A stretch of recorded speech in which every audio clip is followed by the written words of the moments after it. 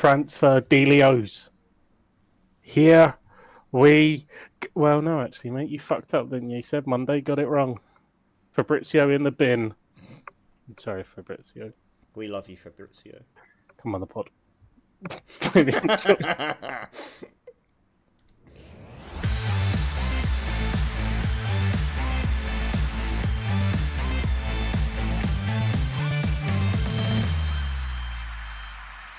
Hello, ladies and gents, and welcome back to the Football Booth Podcast, episode 33 of Season 4. We're still in Season 4.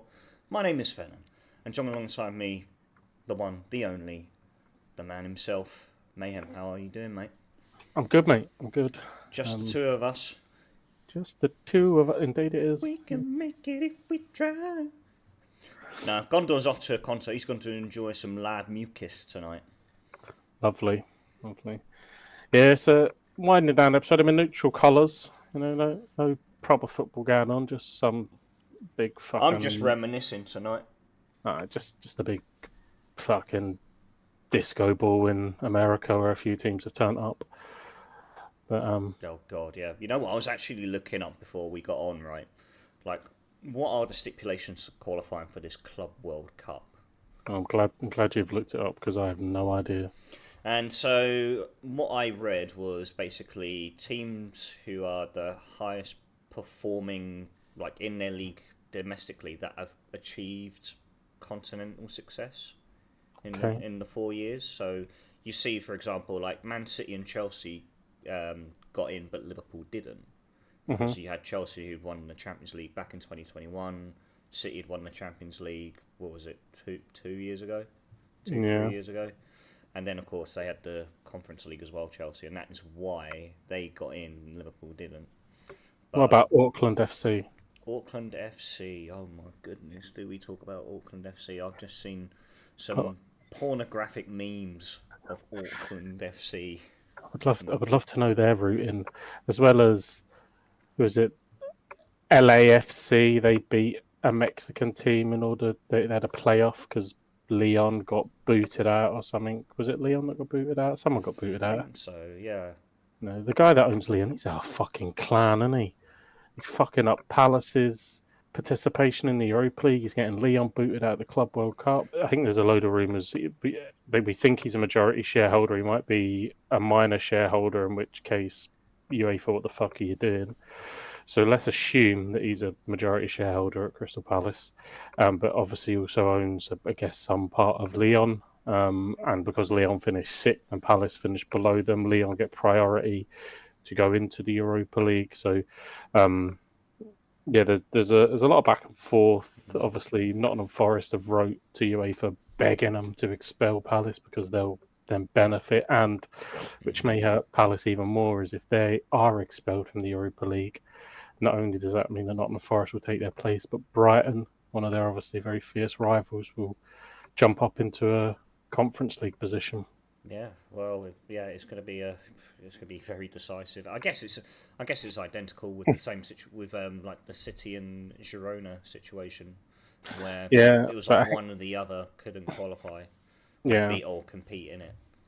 Yeah, and there is another team as well. There's an Irish league team, Drogheda United. I think they're going through something similar as well. Yeah. Where their owner owns, or part owner, whatever, owns someone else. So it seems to be cropping up. This multi-club fucking thing needs binned anyway. Just needs binned. Yeah, exactly. It's dog shit, and now we're getting into these realms where clubs are potentially being massively impacted. I mean, for Crystal Palace to win the FA Cup and not then get that European adventure, like, what's the fucking point? Yeah, it's just ridiculous, isn't it? It really is. And because I've been looking at us from the out, as just neutral perspectives. Palace deserve it. Of course, they won the domestic trophy up against Man City. Did a fantastic job. And I mean, the deadline, I was listening to someone a little bit earlier, like the deadline that you have to basically submit this all and put whatever it is, your shares in a blind trust, or however it goes. I don't proclaim to be any kind of expert, but whatever you need to do in order to mitigate this, the deadline's like fucking back. It was before they played Millwall in the cup, like, so it's like March time Yeah, I that was you have about to this say, thing. yeah. And no disrespect to Palace, I think every Palace fan will admit that, you know, when they're going up against Millwall, they're not thinking, oh, how here we go, we're going to the final to win the thing. So the owners get a little bit of leeway there. I don't think it's an oversight there. I just think this whole model is stupid. No, it's just, I think it's ridiculous, absolutely ridiculous, because it just tarnishes any opportunity of, you know, how do you expect these clubs to get better and become a true force and compete with the bigger sides? I don't have much sympathy for English Premier League teams. I mean, it's more for the journey for Palace. You know, Yeah. Palace, if they finish 10th in the Premier League, will get enough funding to be able to attract players from all over the world and grow as a club. As they have done really successfully under Glasner. They have some special players, as Wharton in the midfield, Gay at the back. And they've had people like Wilfred Zaha and that in the past, so they'll do all right. It's like the potential where you have like Chelsea and Salzburg that are obviously in that framework as well. Yeah. So if Chelsea finished second, Salzburg finished third, in, you know, way into the future, they could potentially be expelled. I don't know how far down the Champions League goes in the Austrian Premier League, but they could potentially be expelled because they didn't, you know, finish as high. It's all a bit mad. Or on the flip side, Salzburg win their league, Chelsea finish third. What are you going to do then? Because UEFA won't expel these, and that's the thing that loads of other people have said as well. If this was a big team, UEFA sort this out, no bar. Absolutely. Right? But because it's Palace and Drogba United and all these other teams that they can just fucking bully, I mean, that's why they're making them jump through hoops. If this was Barca or City or anyone like that, they fucking sort this. So, yeah, like we're talking about it again, talking about City just then, and about all these suspected of 118 charges against them, and then they went and bought like 3 players the other day for a Top combined. players. Yeah. What was it? Reijnders at Cherki, and who was the other one? Oh, Aït-Nouri. Yeah. Just announced them all at once. Those regulations you're putting in place are really, You know, oh stopping god, them. if it was Everton, we got a problem. I mean, I fucking beat the fuck out of Everton. Yeah, But, you know what? Just fucking bin financial fair play. Just fuck it off. It's not fit for purpose. Like, it was brought. It was voted in. So again, I don't have much sympathy because this was voted in PSR by the clubs, but I don't quite think they read the small print. No, probably not. But you know, they're in this position now. But yeah, they have to sort it. Palace have to have that Europa League journey. I mean, otherwise, what the fuck is the point in football? Look, I'm all here for Palace's journey. I'm all here for hearing Dean Henderson after a few bevies. So forget who gives a fuck. We won the FA Cup.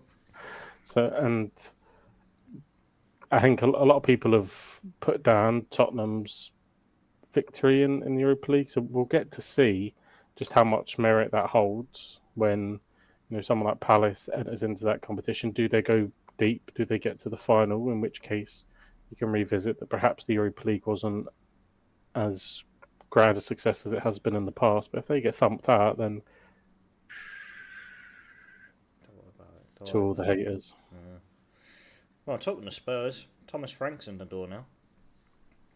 First piece of business, he approved I guess there was a obligation to buy for Matty, which he has gone ahead with, and so He should be sacked for that. I was going to say, I don't think he really justified that 30 million during his time at the club. I mean, of course, he's more of like one of those project players. They're signing a name and a reputation there, 100%. Looks pretty on Football Manager, and grows into a very fine player. But he's Mbuemo as well, and potentially into hijack that deal off United. And you would expect that Daniel Levy, begrudgingly, I'm sure, has told him that he will have funds to spend. But we know the model at Tottenham. You may be able to go out and sign Mbuemo for 60 million, but I guarantee you that he's not going to get the 250,000 that is potentially being rumoured at Man United. Daniel Levy will not pay that kind of wage. No, absolutely So, not.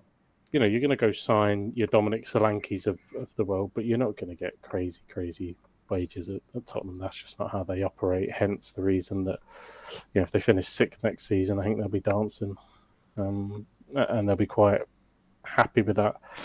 But yeah, like I said it before, said it last week when we were discussing it.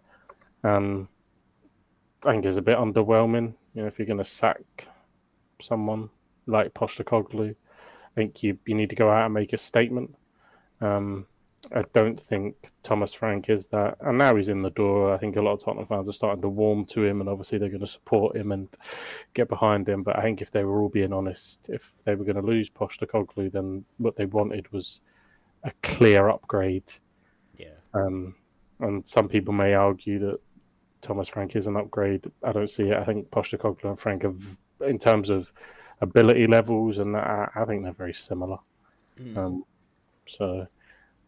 know, Frank will be a wee bit more pragmatic, and I'm sure he will get more points with that Tottenham team just because he won't ask so much of the players. There won't be so many demands on the players to go and push up and play a really high line and get back and press as with the intensity that there was with Postecoglou. But I think they probably wanted something a little bit more shiny than thomasfrank. But we'll see how he does. And obviously with him in the door now, there have been two familiar names from that Brentford side linked in the form of Bryan and Mbuemo and Yoane Wissa. And again, like he's cherry picking from his old club, of course. But yeah, it's a little bit of a indifference about it where I'm thinking, well, okay, he's trying to lure key players that were vital for him this season just gone, and but is it really going to sort of take Tottenham up to another level? Is it? No, I don't think so. I think this has had the season of his life. I think Mbuemo is a better option. Yeah. I think Son will probably move on. I don't know where he goes, whether he's got, you know, a Saudi maybe or MLS, who knows. But I think he's ready to take the next step. He's completed the Tottenham chapter. I think, you know, winning the Europa League is a perfect way for him to bow out. And then, yeah, you know, who can Frank keep? Who does he want to keep? You know, the likes of Romario at the back, obviously linked heavily with Atletico Madrid. Is he a Frank player? I don't know. He's very hot under the head, but that partnership that he's struck up with Van Veen seems really, really good. So, yeah, it'd be interesting. I think no matter who would have been in charge next year, I think Tottenham would have been back in that top 7 mix anyway. There's still going to be a real good feel factor around the club, not as much as there would have been if Postecoglou was there, but ultimately they're coming off of their best season in a long, long time. So I think there'll be a lot of optimism, but with optimism comes pressure. I think the Spurs fans will expect a fast start. Yeah. So we'll see how that goes. And obviously it takes time to bed in, so we shall see. It's gonna be. I don't know. Because I really want thomasfrank to succeed as well. Like, big fan of him. He's done a fantastic job. I think he was at Brentford for 7 years. You know, really, you know, took him all the way up the football pyramid and has made them a stable Premier League side. And it's going to be a huge like club culture shift for him as well. And like you said, like the fans are going to be wanting an instant spark from him. Yeah, 100%. I think he'll understand that, you know, the moment he arrives or he's already understood it when he stepped into Tottenham's training ground. You know, he understood the scale of the football club and the jump up just because they finished 17th the year before. It's a huge jump up. Same as if at Man United. I mean, the steps are massive. They're coming off the back of awful seasons.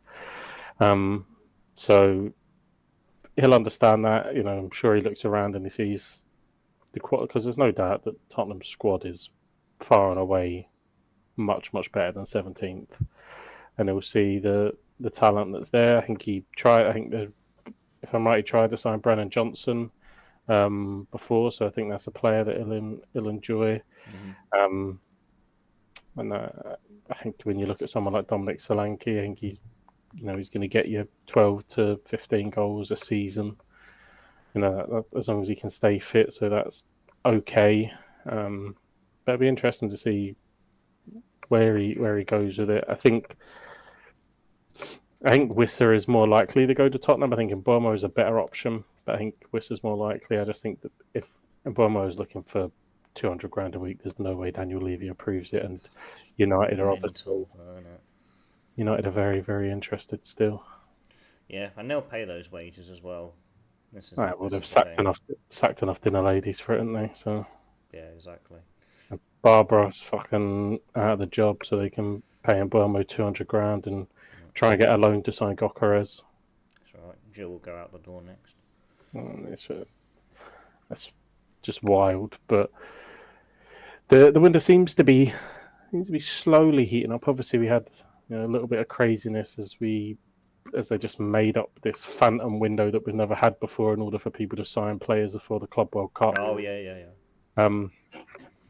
We see Man City just absolutely fucking destroy the market.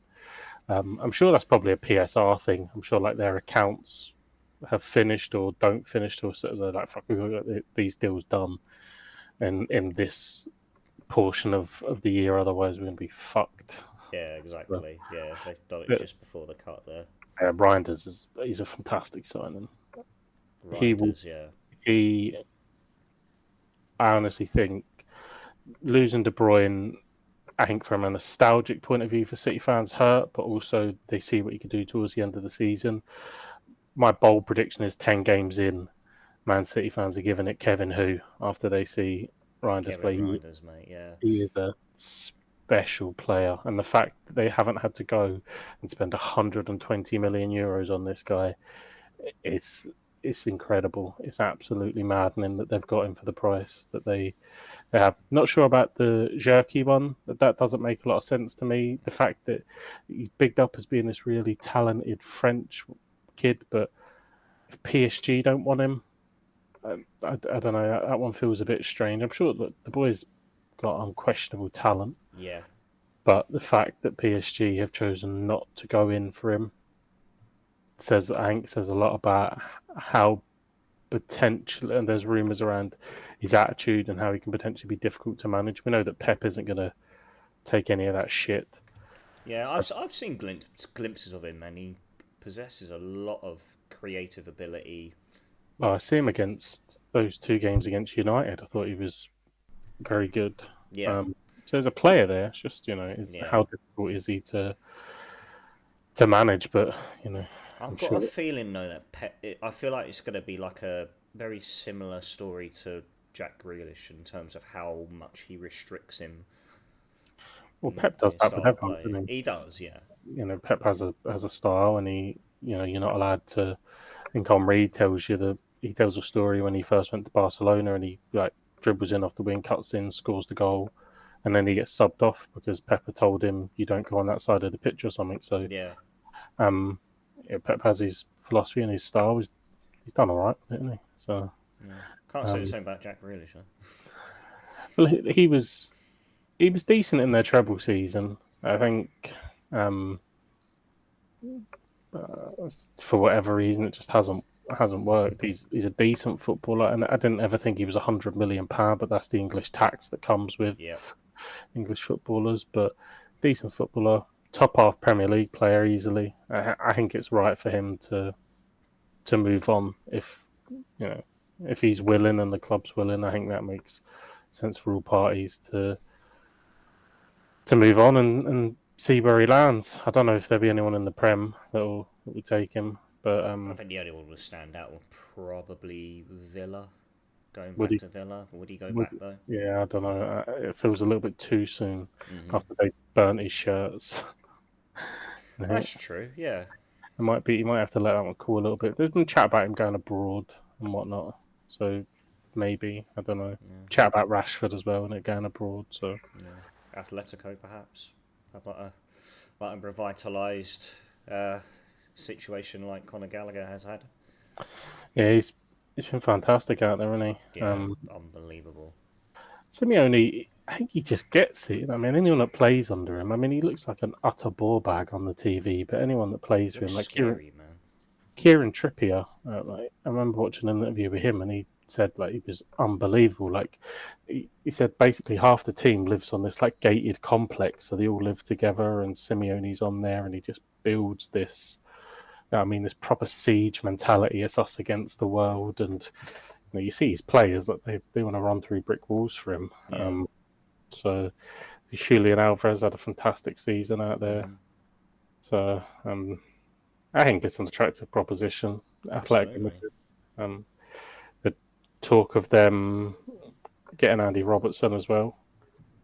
He's linked with going out there. I think that will suit him down to the ground. I think he will mesh very well with a Simeone style Yeah. management. Fits his philosophy perfectly. Hmm. Absolutely perfectly. And of course, with him outgoing, you've got that Kerkez who is now, I guess it's all but done. Yeah, I think Simeone will probably let him meet Jamie Dodgers as well, which would probably be a big selling point for I Robbo. just want to hear him do his bloody Mo Salah impression again. It's a penalty. I always love the Jamie Dodger one. He says, "Oh, you get better every time, man." He's brilliant. um, Yeah. yeah, Kerkez looks all but there. Liverpool getting the checkbook out, Frimpong in, Florian Wirtz in as well. £116 million. Just as you do. It's going to be interesting what they do with Florian Wirtz. Obviously, he's a player who's he likes to operate in an attacking midfield role, and I don't know how Slot's really going to mould him. I don't know if he's going to put him out wide. Is he going to drop him in that midfield too? But he still has that freedom to advance forward. I think that's the perfect position for him. Play him Yeah. as like an attacking playmaker, sort of an advanced 8 going Mm. into that 10 Yeah. role. Because I think Slot likes Gakpo. I think Luis Diaz. There's a lot of talk about maybe he wants to leave. Rumours about him wanting to move to Barca. Yeah, which is again it's a bold statement when you look at the season Rafinha's had. If you Yeah. think you're going to Barca and you're just walking into that team, I mean it's bold, like Think again, mate. because you're definitely not playing on the right. Mm. No, there is no But room of that in. but yeah, if he goes, then potentially I think he'll probably be used in in a few different scenarios. To know how Slot sort of tinkers with things and moves things about. So maybe depending on the game, he might want Verts a little bit more attacking. I just think the fullbacks, like imagine Liverpool at home against Sunderland next season. You've got Kerkez flying down the left, Frimpong flying down the right, Salah cutting in, Verts through the middle, Gakpo. If they can go and sign a striker, I know they're linked with that boy from Frankfurt, which I haven't seen. Much of him, to be honest. Is it Ekatike? The Yes. Ekatike, yeah. If they were to get a proper 9 in there and stop fucking about with Nunez and all these boys, then fucking hell. Good luck. Well, I'll tell you what, speaking of number 9s, and I don't quite know if Chelsea have solved that problem yet, but Liam Delap coming in for 30 million. Yeah, they've obviously snapped up. He's picked Chelsea for Champions League football, is apparently his reasoning. I think it's decent business if you go and sign another one. Yeah. And Delap is your kind of, we'll play against the Sunderlands and the Leeds, But you're in the Champions League now. Do you really want to be playing Real Madrid at home and have Liam Delap up top? I don't think many Chelsea fans will be happy with that. The usual names are floating around again, and they Victor Osimhen floating about. So I think they probably need another one. Nicholas Jackson. There's not yet. Talk of maybe Aston Villa if Ollie Watkins leaves, him being reunited with Unai Emery. And Watkins obviously not falling out with Villa, but I think he was disappointed that he wasn't played in some of the big matches towards the end of the season, most notably obviously PSG. Rashford started over him, so and I think Villa are one of those teams that could probably do with selling someone because of PSR, but ultimately they could just sell their women's team to themselves and they'd be fucking fine. Yeah, he had a tough season, Ollie. Obviously, I think he was shifted out a little bit when John Duran was firing. Then, of course, they got big money for him in January, and then Rashford came in, and it just felt like he just couldn't really hit his best form as he did. There was a lot of talk that Villa were more inclined to sell Ollie Watkins in January than they were John Duran. That didn't come to fruition. I think it was Arsenal, perhaps, that they couldn't agree on a fee, or they weren't close to the fee that Villa wanted and Arsenal wanted to pay, which is mad because Arsenal were fucking screaming out for a centre forward. Yeah. So again, talk with the town with Arsenal at the moment. Benjamin Sesko, Gyökeres. There's even again the odd rumor about Ollie Watkins. They just need to say, right, this is our guy, this is who we're going for, and just go and sign it and shut everyone up. Because get a proper nine in there with the service that they get from Odegaard. I know he didn't have his best season. The service they get from Saka, the Declan Rice bursting forward, that gives you an extra 10 points. I think Arsenal were second worst for losing points from winning positions, just where they didn't kill off games. Don't quote me on that. But we don't have a fact checker here tonight. It's fine. I think that they just need to go and sign their guy. Is it Benjamin Sesko, which I think probably has a higher ceiling than Victor Gyökeres? I think Gyökeres is probably a little bit more ready. He's obviously played in the English game before for Coventry, did really well. So I don't think the physicality is going to be that big a deal for him. I mean, his goal record for Sporting Lisbon is scary. It's frightening, and honestly, watching him, from Coventry and thinking he's too good for the Championship, and the way he's just completely exploded into life at Sporting Lisbon, I think it's a no-brainer for Arsenal to go and get him. Absolutely. Yeah, he's quick, he's powerful, he can finish. Anyone that there's so many teams that need a striker: Chelsea, United, Arsenal, Liverpool. There's probably a load of other teams around the world that you could probably throw that in. There's your guy, right? That's him. You're not. Yes, you're going to pay a lot of money for him. I think it's reported around about 70 million. But 70 million for a striker that could potentially come in, hit the ground running, and score 20 goals. I mean, no one would be asking about his price tag. No one gives a fuck what City paid for Haaland. No one talks about that guy's price tag. Why? Because he fucking destroyed the division within 15 games. Yeah. There's every chance Gyökeres comes in, maybe not at United. Don't hate me, United fans. But if he goes in at Arsenal, Chelsea, and he's getting, those chances, he could do something similar. He could absolutely destroy the league. Yeah.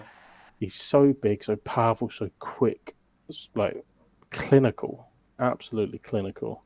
Just an absolute monster of a striker he really is. And I think there's no better chance to get him because there was talks about him having a falling out with the chairman. They had a mutual agreement. I can't remember what the stipulations were, but they said they'd let him go for a certain fee, and then come the end of the season, he budged up the asking price for him, and so he's really not happy at the moment. Yeah, I think when a player has a season like that, I think you're probably well within your rights as an owner to nudge it up a little bit. there's no law in football, so that handshake verbal agreement that you've got, that's never You going need to get it in writing, Victor, to, mate. it's never going to fly. But yeah, but fuck all those teams. Let's talk about some Celtic transfer news. Yeah, I was about to say. So as we sit here now, KT is back. He's back. Finally, that was announced. He's home. He is, which is good shit. We're hearing that Callum Osmond from Fulham is very close. That'll be a compensation deal and a striker. Young striker, yeah. So, well, we kind of got that report a little while back now, a few days ago, and we were being told then it was more or less done, but we haven't heard it officially announced. But what has appeared is that Benjamin Nygren, Swedish winger, the Swedish bloodline lives on, my friend. Who seems to come with a lot of promise, a lot of reputation. He seems to be in advanced talks. None of this will be in any way a shock to any Celtic fan that's following our business. A reported fee of $2 million, I've read. Which sounds, again, with the kind of stature of player that it sounds like we're signing, which has happened a lot within Celtic, so we won't get too carried away. Sounds like very good business, but hopefully we get those jobs done. I think Callum Osmond comes in under Adamida. Nygren will come in and it'll probably come in under what we have at the moment, but compete for starts from the profile of player that we're hearing that he may be. So exciting. If we can get those deals done. Still, question marks over who's going to be the striker going forward. Josh Doig has been rumoured as well at left back. Josh Doig, okay. Obviously, formerly a Hibs, left to go to Syria.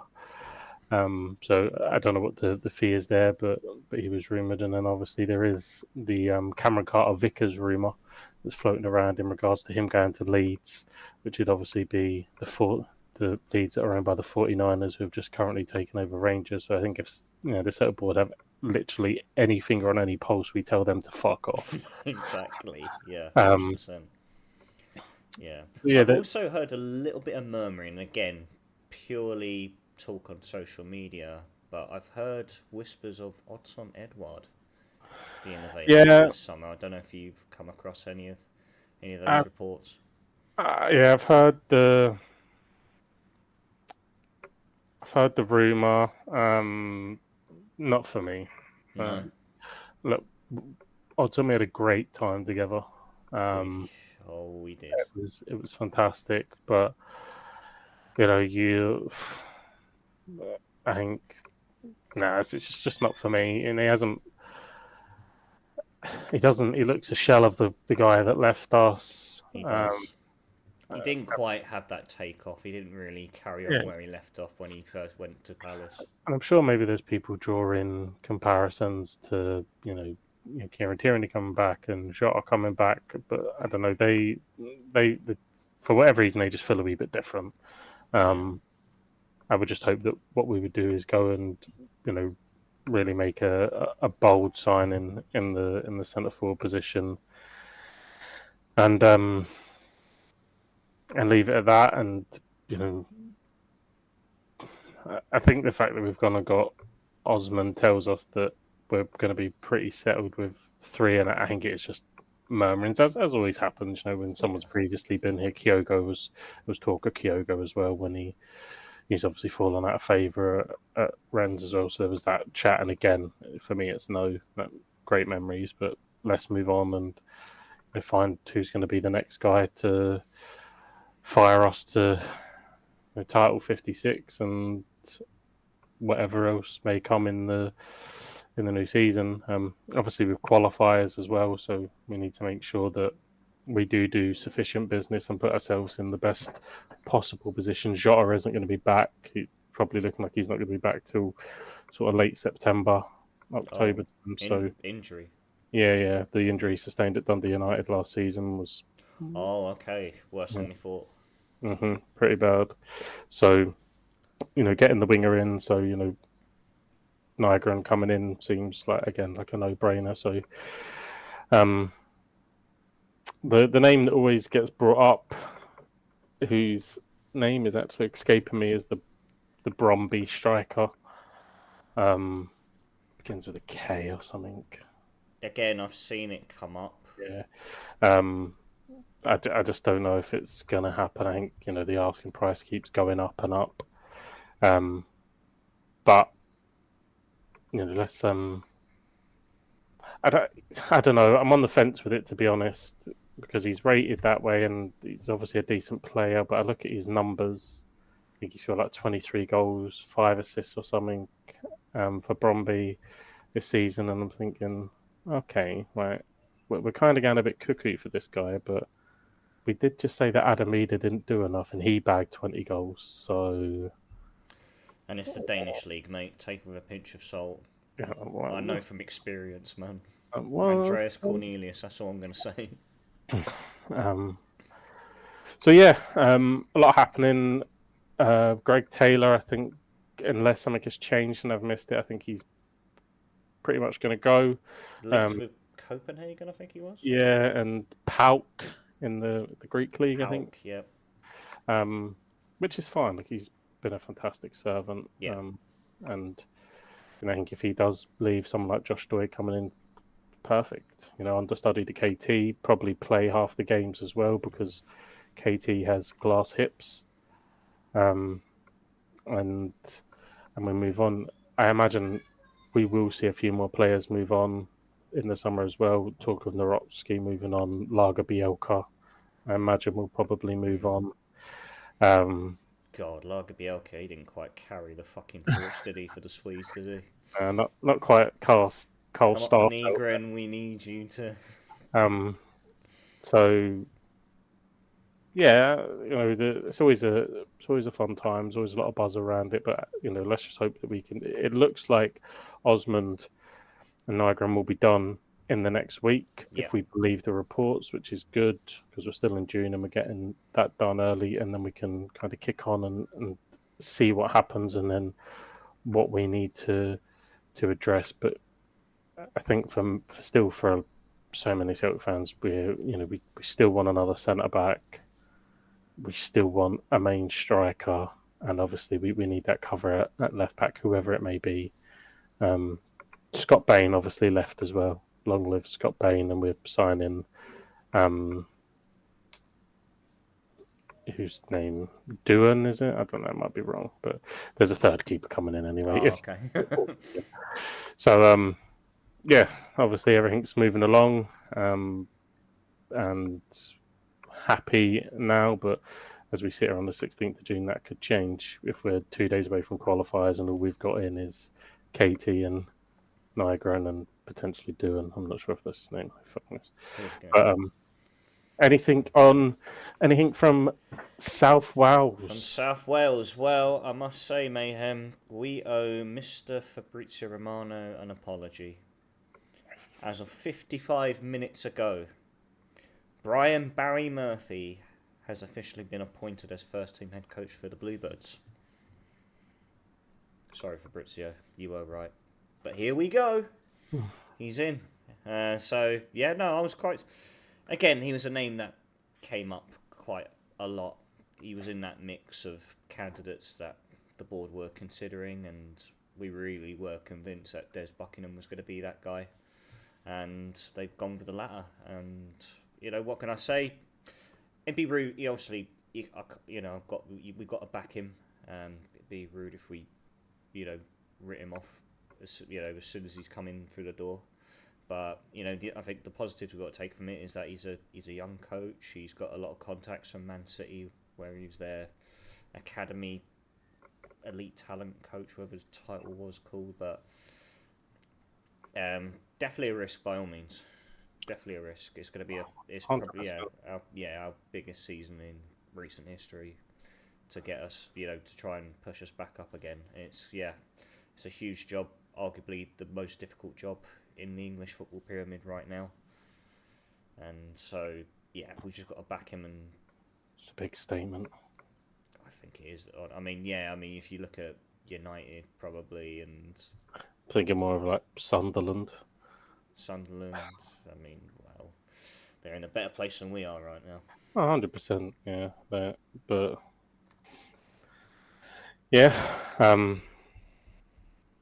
it's just a bit shit, isn't it? I know what you're saying. Like, Yeah, back him and come August, when the sun's out and match day 1-0, and if he wins his first couple of games, that feel good factor will rise. But just feels a bit limp. don't worry, I've already got it in my Apple Notes. Hashtag BBM out. I'm waiting to tweet that in fucking late August. Don't worry. It's just. I know. Well, I tell you what. Let's try and lift some spirits here regarding everything going on at Cardiff. So we got our retained list finally as well. It's amazing how we're getting these one after the other. It's fantastic. We don't usually get any communication at all. So here we go. Now from the first team, obviously the big name Aaron Ramsey has been let go. Apparently there was like some breakdown in talks with Puma. So fuck knows what Rambo's going to do now. I don't know. I'm sure somewhere on Caroline Street is hiring. I don't know. But yes, he's out the door. There are discussions ongoing with Joe Rawls and Andy Renomota. Again, Joe Rawls, who I feel is the modern day Mr. Cardiff City. I just don't want him to go anywhere. He's family. He's a massive sentiment to the club, and anything we can do to keep him, prolonging his playing career with us is. Yeah, sometimes you need that energy in the changing room, don't you? It's going to be a long, hard season. We're talking about a promotion push here. Like, you need someone that just is going to keep everyone level-headed. It's been there, done it, worn the t-shirt. I think it makes sense to keep him on board. And down at League One, with respect to teams in League One, you would imagine it's at a level where he can be more effective, and give him a year. Let him have a promotion party and then wave him off into the sunset. Absolutely, no, 100%. And the other one being Renomota as well, who I thought was probably one of our better performers last season. I mean, kept Perry out for half the season as well. Just went and showed that how durable he was, and really did had a bit of a revival season, so to speak. But the list that I know you're looking forward to is the players that will depart at the conclusion of their contracts. The list are as follows: Raheem Conte, don't worry about him. Jamilu Collins, Kieran Evans, Dimitrios Gutas. Oh, well, I think you kind of. I said he was. Wants to go back home, doesn't he? Yeah, no, exactly. So yeah, I expected that. He'll probably go back to Greece somewhere. And the final two, Anwar El Ghazi. Rightfully so. Didn't played 5 minutes of the season. Exactly. Scored 2 goals and then just did fuck all for the rest of it. And last but not least, the best for last, Yakou Meite. Thank fuck. He's gone. Thank fuck. Cardiff have just gone from evens to odds-on favourites to win the fucking division. Like, Jesus mate, we're gonna all aboard HMS Pistol League, mate. BBM is at the wheel. Nah, look, it's nothing personal against Yakou Meite, but that's become personal, 100%. I'm trying to put a positive spin on it. No, I'm glad he's gone. Leave it at that. see, when you come into a football club and you stink the place up as much as he did, right? It just becomes flat personal. Yeah. But you're stealing a wage, mate. There's the people that pay harder money to come and see Cardiff week in, week out, season ticket holders, follow them on the road, and you're subbing on, sometimes even starting this absolute joke of a footballer. Yeah. Like, he he looks like the only place he should be in Cardiff is fucking Pure Gym, and that's about it, mate. Giving out shitty personal trainer lessons for fucking £35 an hour. Never a footballer, ever a footballer. I've just never seen a footballer play so much like a paraplegic. It's mental. Like, And it's not. honestly. There's no defense about being a big man and all that, because we Still see got fucking out muscled half the time anyway. and we see with the striker that Cardiff went and signed. Forgive me, I know he's one of your favourite people. I mean, I forgot his name. That's how much the football's Salak. been. Yeah, Salak. We see him coming, big guy. But imagine a big guy. He wins fucking headers. He wins headers. He can take the ball down and control it and hold the ball up. Yeah, 20 goals next season for Salak. You heard it here first. If he stays. But I'm glad we let go of Harvey Price. Sorry, Yaku Mate. So yeah, no, it was yeah, definitely. Well, that's not staying in. Can I not stay in? Fucking Kate Price will be at your door, mate. What are you thinking about my boy? Nothing. Mate, she can't even fucking spell Stockholm. Never mind, find it on a map, mate. Though I'm fine. It is staying in. I think she's had Stockholm syndrome with a few of her husbands anyway. I'd love Harvey Price to come and visit. Just knock on the door. Hello, you can. Travelling all day, he just turns up. Oh, what a day! Anyway, yeah, back to football matters. Back to the foosball. Yeah.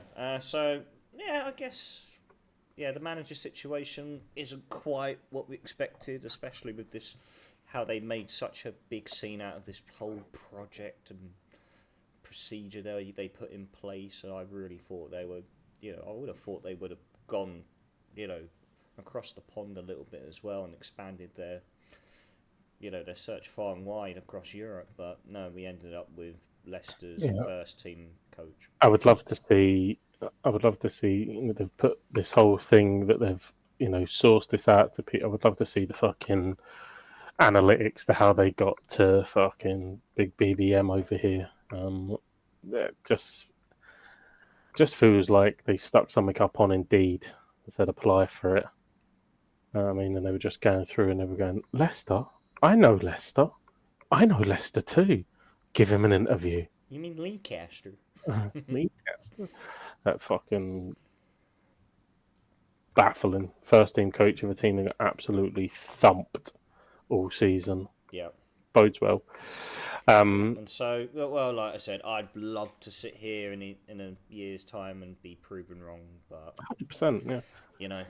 That's the way we just got to look at it at the moment. Tom Cleverley in at Plymouth. Cleverley in at Clever. Better than BBM, that's for sure. Would you have been interested in him if his name was circling? Yeah, no, I would have been. I think he'd done a decent job at Watford. Yeah, I didn't think he did bad at all. Just the problem is you were in charge of Watford. This is the thing, and their ownership's fucking ridiculous. Well, again, it's just like if on par, if not worse, than Cardiff. Cut more heads off than Henry VIII, that lot, didn't they? Yeah, mate. That is a historical reference. You don't get it on other pods. Oh my god, we've just been showing off. Anyway. Oh no. Right, I think it's been long enough, mate, though. Are you ready?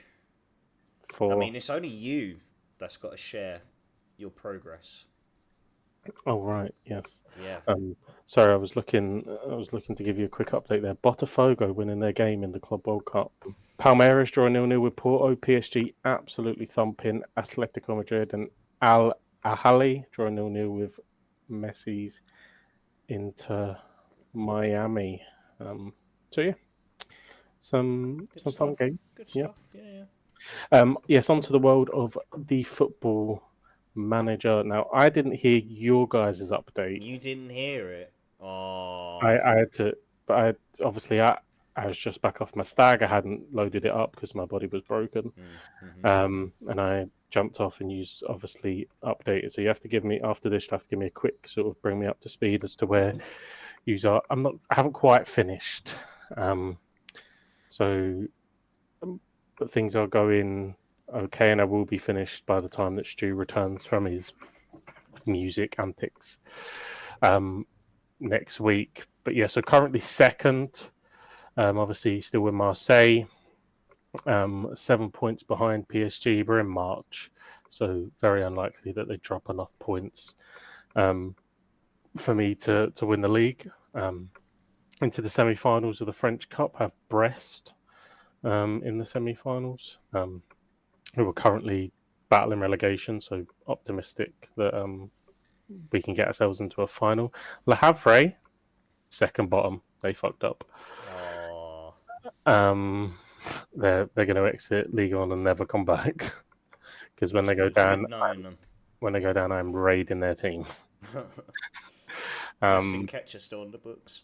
Oh, he's coming. Oh, mate, get him in. Sickerman as well. Sickerman, who's the defender I signed? Simican, yeah, the centre back, yeah. He's getting bought. Already scattered him. 3.5. So yeah, second, few points behind PSG. Second's pretty comfortable. RC Lens are about 14 points behind me, so comfortably should be in second place. French Cup semi-final, and then the Champions League, I finished in 9th, goal difference off the top 8, which was annoying because my last Champions League game was an away game against Benfica that I won with 10 men. I deserve to be in this top 8, but anyway. Got drawn against Atletico Madrid, still Diego Simeone's Atletico Madrid. I'm not sure he ever retires on this game. But yes, won 3-2 in Madrid, brought them back to the Velodrome and drew 0-0, so progressed through. A very Simeone-esque performance from us in the second leg. I think he would have appreciated it. Yeah. Last 16, we draw PSG. The Florian Wirtz, Victor Osman, Kvaratskhelia PSG beat them 3-1 at home, and then lost 1-0 at Parc des Princes, but get it right up here because that means they are out. Also beat them 3-0 in the league as well, so PSG have been well and truly conquered a few times. A bit of a habit, yeah. So yes, Arsenal now in the quarterfinals, which I think will be a very tall order. I haven't even looked at who their team is, but I do know that they've signed Gyökeres on that save, so that feels problematic. It definitely is. So that could spell trouble. They're currently third in the English Premiership at the moment, so they're not having their greatest season, but it feels a little difficult. Chelsea, Barcelona in the other quarterfinals, so if we win, we'll play either one of them in the semi-finals. But so far going good, and like I said, come the summer, I think the plan is 100% to go and really reinforce the defence. Like Kaya George scored 25 goals, Colin Mwendo 27 goals this season. Oh my god! Yeah, Daniel Marlin 12 goals, 12 assists. Jonathan Rowe firing goals all these in. Players on your books here, crikey! And then obviously signed Arda Güler in January for 35 million. As you do. But he's so good as well. He scored 2 of the goals in the PSG home win, 3-1. So he's already repaid that 35 million. Yeah. Well, right now, mate, you are firmly in the driving seat of winning the challenge. Again, I know obviously it's going to get really, really tough now, being at the stage you're at. But maybe, just maybe. Potentially. I could see us beating Arsenal, potentially. We play them at home first and have to go to the Emirates, so another good performance at home like we did against PSG set us up going there and being a little bit more pragmatic than maybe. I think sometimes when you're a team like Marseille, if you're going to win the Champions League, you need a wee bit of help, and the fact that Bayern are still in the competition, Barca are still in the competition, Madrid are still in the competition. It feels Inter Milan, they've got Tottenham, so you'd imagine they'll get through. No disrespect to Tottenham, it's just a team on the game. But so you're going to need similar results like to the one against PSG, like win at home with a nice cushion and then draw. Or have that comfort where you can lose 2-1 and go through. Exactly. Yeah. 100%. Well, obviously, user finished, so this is going to be a little bit of repetition for the listeners, but you can quickly bring me up to speed. Yeah. Well, I mean, I was going to ask you, like, based off of the messages in chat earlier, how do you think we did? Well, I think Stu has got it tight because He's got it very tight. he seems to be very unhappy, and I think you've done very well. So I get the feeling from the way you're saying. I felt for a while that you won the league. I don't know if that's correct though. Yeah. I did it. To be fair though, and I said this to Stu, I feel so bad for Stu because he'd finished second and won the French Cup. So he was like initially on course to having like the best season out of us three. And I just went, hold my beer. And to be fair, in my defence, PSG dropped so many points in the final few months. Like they drew to Lorient, they drew to Montpellier, lost to Marseille. Like I think I got a point at them at Parc des Princes. And so yeah, I won the league by 2 points. Lost to them in extra time of the French Cup though. And then give me 5 million to spend. So yeah, cheers for that. How much? 5 million. Jesus Christ. And then I only got to the playoff knockout round of the Champions League where I'd beaten Arsenal 2-0 at home and then lost 3-0 away at the Emirates. Don't bode well, does it? That stung. That really did sting because I really tried to be a lot more like rigid and I was like, just don't concede. And then I find myself 2-0 down. I thought, right, if I can just go at them, go a bit more familiar against them and just get a goal back, then that's fine. But no, it was not quite the beef. But so, no, I did dethrone PSG by 2 points. I don't know. I don't know whether to just continue building with Clermont or if a really appealing option becomes available. Yeah. I think... I mean, if you've won the league now, then you've got toppled PSG, so done that. There's every opportunity to go and it's mad, isn't it? Because if I didn't win the French Cup and I finish second, I could end up losing my best player here. Yeah, but that's going to be Stu, though, isn't it? It's going to be Stu. How the fuck do we? How are we going to calculate this? Because if I finish, are we going to do it on points? Yeah, I guess it would. Oh, yeah, that's a good question. Because if I don't basing it on, are we now going to base it on the league position? Well, yeah, because it doesn't matter about the French Cup, does it? I mean, the Champions League does matter because that was the goal. I think he's a real fair argument. So if he finishes second and I finish second and he won the French Cup and I failed to win the French Cup, then he's had a better season. Yeah. So that would then it mean, makes sense, doesn't it? Yeah. That would then mean that I had to sell my best player. I've got to change formation again, so. Which will make retaining the title extremely difficult. And then again, it's like retraining players. No. And yeah, just like I haven't made any signings yet, but there's one that I've like queued up. A wonder kid, regen, Danish boy, and he's coming in to replace Mohamed Chan right up. He's like 4.5 star ability already at 19. So I'm like, oh, okay, yeah, I'll have you. That's where my 5 million's going. Thank you. 100%. Yeah, I don't know how much money I'm gonna get because obviously a lot of my funds were come across because I sold Mason Greenwood, and a few other players. Rodriguez, who was a winger, Uruguayan winger that was at Marseille. I sold him for 25 million to Leeds or Valencia, one of the two, and they only give me like 9 million for the sale of the guy. So I don't know how. Might have to start poking the board for that transfer revenue. I know, because there's a lot of money in the bank. Yeah. So we'll see what they give me, but I get the feeling my budget next year might not be huge.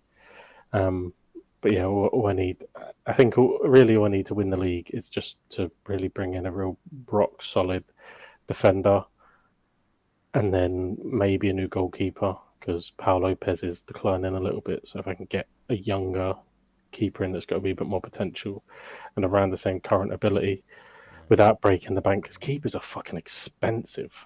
Oh shit! Oh no! I just remembered. I should have used that 5 million on a goalkeeper because I've only got Spike Brits on loan and he doesn't want to sign permanently. I'm fucked. Oh yeah, there's loans. I forgot about loans. Got to Marseille, completely forgot about loans. Abused them at Lavry. Mate, I Oh, loaned Spike Brits. Obviously, I had to sell Cavallina because Stu bought him, and yeah, I know Spike Brits doesn't want to stay on. that's all So right. Just right like now, I've got to hope that there's some five-star development. potential goalkeeper in the ranks somewhere, or just use a loan. Who knows? Yeah, just If I get. can afford a loan, then it is what it is. Just fucking go Optional to future fee. go to Chelsea. They've got about 7 million of them. Yeah, exactly. No, probably Forest as well. So yeah, no, that's Football Manager as of now. But we could be sitting here next week, and it could be a completely different ball game. I don't know what to expect. I don't know if you're going to come back and say, beat Real Madrid, beat Barcelona. Yeah, I don't know. You could be doing the unthinkable here. Maybe I think it would go down as one of my all-time FM achievements if in season 3 are we in? 3 or 4, one, no, 4. I think we're in Yeah, the fourth. Yeah.